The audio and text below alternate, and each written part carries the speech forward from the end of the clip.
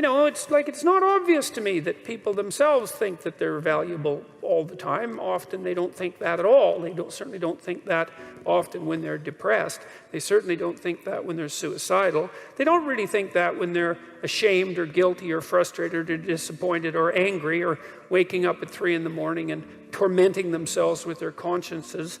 They don't necessarily think that when they're fighting with their family or when they're upset at work or, when things go wrong in life. And so it's not so bloody obvious that people are inherently valuable. And then you might also notice that it's kind of easy to think that some people are more valuable than others. It's very easy for human beings to think that about other human beings, because no matter where you look in human societies, there are rank orders of value, right? In any hierarchy that we produce that's associated with some ability, we find that some people are so much better at whatever it is that they're doing that it's an absolute miracle, and most people are absolutely dreadful at it. And so, if you were thinking about inherent value as an approximation of skill or competence, then it wouldn't be obvious from the structure of the world that people were inherently valuable in that manner either, because there's such a rank order difference in our ability to do things. And you might say, well, that kind of averages out across things, but I don't think that's a very strong argument either. So it's not obvious where this idea that people are inherently valuable came from. That's a tough one.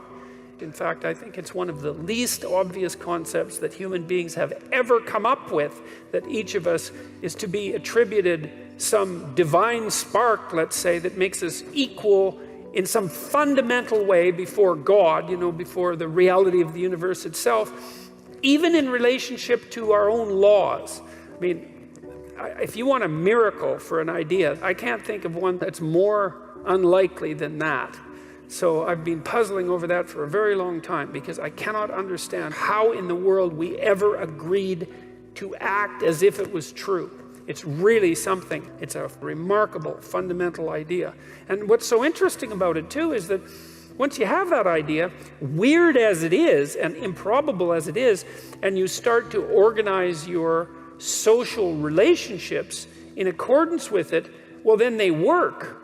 My rule too is treat yourself as if you're someone responsible for helping, and it's sort of predicated on the idea that regardless of your inadequacies and your malevolence, which, I'm sure you have many inadequacies and no shortage of malevolence, just like everyone else. Regardless of that, you have a moral obligation, so that would be a responsibility, to assume that despite all evidence, that there's actually something of intrinsic worth about you, and that as a consequence, you're duty-bound to treat yourself like that is true. And then it turns out that if you do that, well, then your life gets better. And I don't mean happier exactly, although I would say it gets happier. I mean it gets richer and more meaningful and deeper and more worthwhile, and you become more educated and you become wiser, and you treat yourself with more respect, and you're a better model for other people, and you're a better father or a better sister or better mother, whatever it happens to be. And you're less ridden by that guilt that gnaws at you and shame that's there otherwise saying, you're not what you could be, you're not what you could be. And that's a hell of a voice to get rid of, and it's certainly not one that's easy to ignore. So that's a pretty good idea that there's something divine, let's say, that resides within you of ultimate worth, even as a philosophical statement or a psychological statement rather than a metaphysical statement. It seems to be a precondition for establishing properly harmonious relationships with yourself. And that's worth thinking about a lot. Because you could think that in some sense you just own yourself, because people do kind of make that claim, especially when they're trying to justify, for example, their right to suicide, that, it's your life, it's your body, you're yours to do what you will with. And if that was true, well, then it would seem to me that life would be a lot more straightforward, because you would just tell yourself things that you would instantly obey and believe. So first of all, you'd tell yourself all the things that you were going to do, and then you just run off and do them, which you don't, obviously, because it's much more difficult at that. And then you'd also say, well, enough of the guilt and the shame and the negative emotion and the disillusionment and the vengefulness and all those things that make life hard.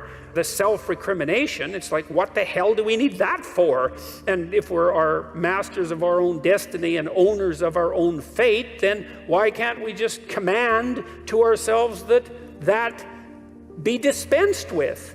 And like, that doesn't work. I've never seen anybody able to do that. I mean, you can fool yourself for very brief periods of time into thinking that might work, but it doesn't work, and that's strange. And this is one of the reasons I love the psychoanalysts, because they were really the people, apart from the religious types, who figured out that whatever you are, you're not a unitary spirit that's under your own dominion. You know, you're something like a loose unity of a multiplicity of spirits, many of which are doing their own thing, which you're striving to bring into some form of unity. But even that unity isn't something that's under your control in any real sense. It's a unity that has its own nature that you have to exist in relationship to.